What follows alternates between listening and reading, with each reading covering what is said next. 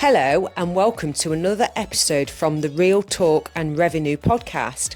We have myself, Francesca, the accountant, and we have Jordan, the therapist, and we bring real powerful conversations around building revenue, building confidence, how the mindset works, all different discussions around to help others in business and in their personal life. So listen in, tune in, let us know what you think, ask questions along the way and we'll be sure to answer them.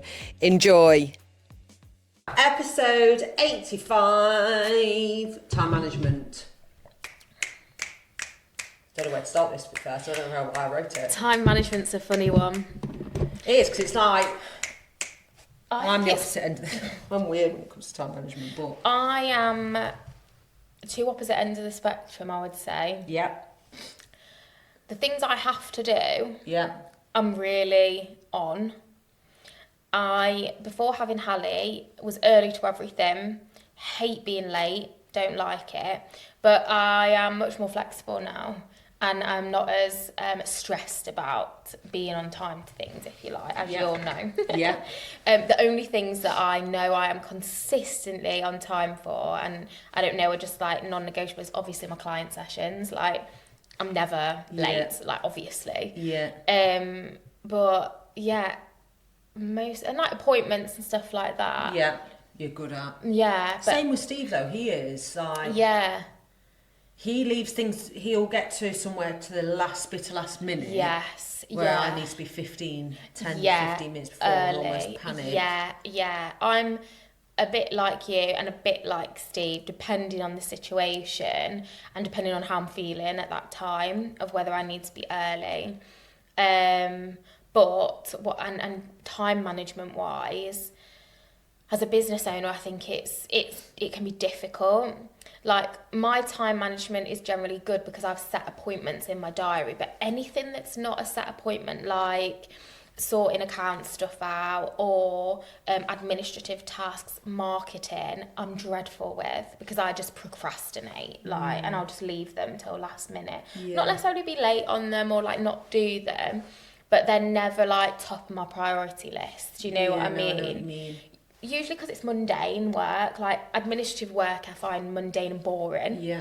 So putting it off, and like the marketing side of things, usually it's because I haven't got a set plan and I'm like, oh, I don't really know where to start, or I have so many ideas and then struggle to put them into practice. Paper on them. So I think it can be difficult when you are manager in time rather than an employee, and it's like you're here from then till then, you've got this meeting then, it's kind of mapped out, you've got no to Yeah. But having autonomy is obviously so much nicer. So. And it's all about being organised. There's two different I've learned from employees as well, but there's main styles. Some people are lastminute.com. Mm-hmm. Some people are that far ahead. That can be the other end, can't it? Yeah. And probably hard on themselves in a way. And it's like managing that.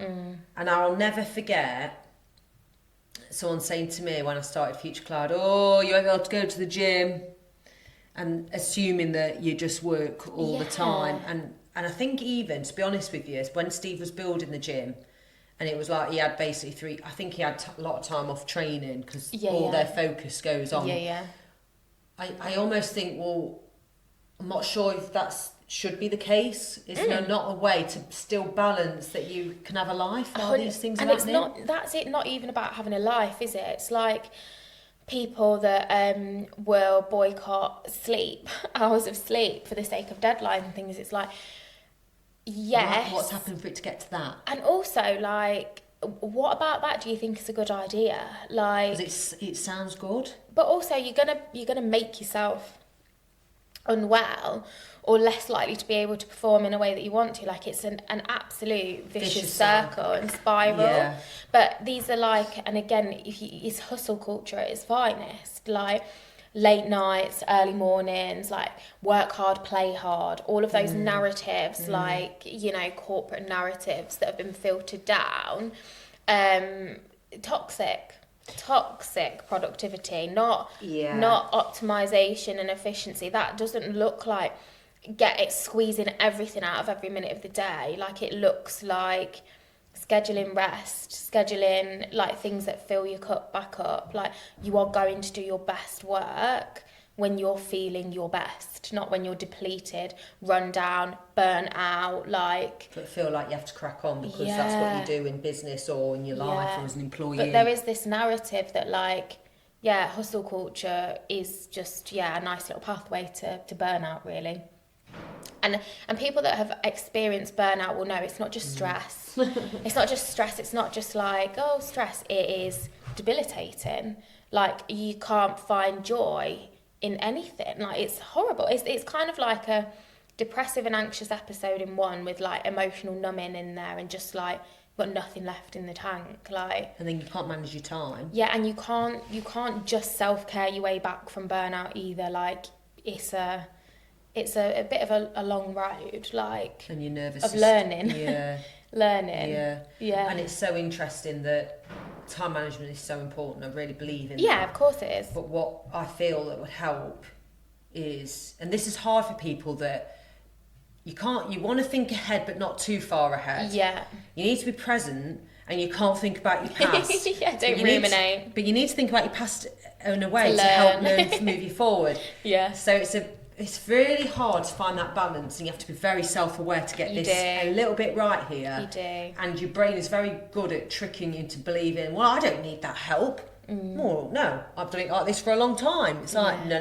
No, let's reevaluate. Reevaluate. But what I was saying, you want to be ahead a bit. So the reason why you're lastminute.com and reactive rather than proactive is because you don't know how to get ahead, because you get lost in the moment. Yeah. Probably down a rabbit hole. Does that ring a bell? Many people like this, where like they're so reactive and like responding to things in the moment that like basic things are forgotten, and they're so simple and easy to sort out beforehand. Yes. And then they're forgotten, and that causes more problem. Yeah. Because then it's forgotten, it's late, and you're like chaos then. Yeah. All right, I want to drill into that. Yeah. What can those people do that forget about the simple stuff because they think, well, that won't take me long, but they go into stuff and go deep diving and rabbit holes? What would you suggest they could do there? What would help? In the short term, it is about like managing your time and just having a loose schedule. So it's not about like planning every hour, every minute of your day. No. But sometimes for people to just organise their thoughts, like it can be so helpful to just like get a checklist on the go, or a to-do list. It could be online or whatever, or even like a process, your own little process. So like on a Monday, I know that I have to do these jobs. Let me just write a Monday process down, like, okay, I'll log on, I do this. And it's a case of not allowing yourself, like practicing a bit of discipline, like, and again, like phones can be a nightmare for this, like just picking it up. Don't have it on your desk. Like they are such simple things, and people go, yeah, I know that, but then they don't do it. Yeah, 100%. And if you know you're prone to distraction and side quests and going down rabbit holes, you've got to practice discipline. Like, okay, I'm not allowed to non-negotiables, jump tasks. Like, I'm going to single task and get through this list on a Monday, then I'll know it's all done, and then I can let my brain side quest and free flow, like when these core things are done. Yes. It's containing. Yes, and the more you tell yourself, I don't want to, don't do that, don't do this, you're going to do it, you're going to be going against the grain. Yeah. So that scheduling on a Monday, for example, as an example, is really good. It's really powerful, and I think many people, so for example, what I said about you building a gym and your fitness goes off track or whatever, not just building a gym, that's a really bad example, but any business is what I'm trying to say, because that's unique to Steve. Yeah. Then put in your diary the non-negotiable, because you will feel happier that you've managed to still hit a few workouts in a week. Yeah, absolutely. You can reduce the expectation but still keep an anchor in the diary. Like, I'm just going to make sure at least once a week I show up and do it for myself. Like, I might not be able to do a perfect session 3 to 5 times, but I can do that. Or even you might say, like, I know I need to like walk 3 times a week, like get outside, like whatever it is, like keep something that keeps you feeling well, like, or connected, with or no just pressure. Yeah it's so hard. And time management, I've realised, especially with running a business and different employees, all their different styles of managing. Yeah. And a lot don't manage because they don't know how. It's really overwhelming. It's not a skill at all. Like, school doesn't teach you time management. Like, it enforces a structure. That's it. That doesn't give you the skill of managing your own time. Like, you know, and the same at uni to a degree, like, a bit more or whatever route you take. So we're not really taught it. Like, we're left to scramble around and learn strategies to... And of course, nowadays as well, like, attention is like... It's a commodity, isn't it, that people are kind of, like, competing for. So the landscape's difficult, like, and you've got to manage that for yourself. Like, don't let your, like, phone or devices or, you know, distractions, whatever they are, like, manage you. Which is this kind of world, it is really difficult. It's a challenge. You have to be intentional about what you're doing and the actions you're taking. And I sit here saying that as obviously, like, an imperfect person who also, as I say, can be a big procrastinator, can get distracted. But it's being aware of it and trying to, like, put things in place to overcome it. Not to be the most productive person ever, but just to be more intentional and connect to things that are helpful for you and align you with, like, your values again and your goals, like, whatever you're working towards. And that's both personally, professionally, like, wherever it most matters. And that's the most for me as a parent as well. Yeah, and that's uncomfortable for anyone. It's that sitting down and going, as soon as people hear a goal, it ties them to pressure and they avoid it then. And it's not about that. Please, I like to frame it, like I say, as a bit more of, like, intentional, like, what are you working towards? And this is applicable for anyone. Like, for me, I have to think about that as a mum, like, as a parent as well, because I have specific, like, values that I want to bring into alignment more, like getting outside more with Hallie. Like, I want to, I don't know, take up, like, cycling with her or something. Like, do you know what I mean? To get outside, especially in the summer months more. And that's not easy. Like, it's not an easy thing to do. Like, it can be easy to, like, you know, nip somewhere local or go to a coffee shop or go to a stay and play or stay in the house and just, like, play at home or in the garden. And that's lovely. It's nice to do those things. But, like, if my goal is to, like, get outside more with her, get outdoors and help her be confident in getting outside and going to different places herself, like, I'm going to have to do that. Do you know what I mean? So it's kind of like, is this bringing me closer or further away from what's important to me, this value and this, like, intention that I've set myself? And then I'll think about that when I'm planning our, like, days out or days together. Like, do I want to go to another, like, organised activity or kids thing, or do I want to, like, go outside and do something a bit different? Yeah, it is. And I'm just sat here thinking about a lot of the stuff I did when my kids were small was all come from the vision of who I want to become. And also, I found, because I'm such a far ahead thinker, which isn't always good, by the way, I know this, but that's how I live my life. I must have visualised so many times it's ridiculous, and naturally thought, right, I want this kind of house, I want this, I want to do this and achieve this in my life. So some of the things that lack of money I had when the kids were small was for the greater future that's come now. But I understand that a lot of people can do that because they do live in the present moment, live for now, spend all their salary. But there's a balance, isn't there? There is a balance. Like, for example, like, and again, just using my situation as an example, like, what you've done was difficult but necessary, because, like you say, had you just gone, I'll spend what I have got on the kids, or we'll do this and that, like, you were never going to get, like, to where you wanted to be. Like, it did require a level of just, like, sacrifice, but being intentional with where you put your money and your energy. And it's the same for me, really. Like, in this situation that I'm talking about, like, getting outside, it could cost the earth if I wanted it to. Like, oh yeah, we'll do this organised thing and you pay for it. Pay for dinner out. Or I can just pack her up, take a trike, grab a picnic and go somewhere for free the whole day. Like, there's choice, but sometimes that feels more scary because, again, like, you're in charge of it all, like, and there's no structure to hold you. So it's like, oh, I'm not really an outdoorsy person. Well, you never will be if you don't get outdoors and give it a go. Like, yeah. You know, and that's not for everyone. That's just something that I'm like working towards. Like, do the free things. If I'm Yeah. honest, like, Yeah. while they're so young and don't really get it, and it like they I don't think appreciate any of it. it makes you think more and be more creative and resourceful. Like, I had to be so resourceful. do you know? But doesn't it? Like, it's easy for me to pay. Like, what's near us, like White Post Farm. I could go and pay for that. Like, I don't know how much it costs to get in, and I know what I'm doing. There's loads to do there. Then I pay for food there, pay for this there. They want this and that, or I can, like, I don't know, go to Clumber Park and like decide on our own itinerary and give things a go and just let her run around. Like, you're fostering their imagination then, aren't you, and creativity, like. Oh yeah, it's so And it's a true. mix of things. I'm not saying that's like the perfect parent, but it's something that is important to me and like is values aligned for me at this phase in my life, which my 20-year-old self would be like, what the fuck are you doing? I remember when, Yeah. I think I might have said this before, but when I was around 28, 29, I went on a dating app.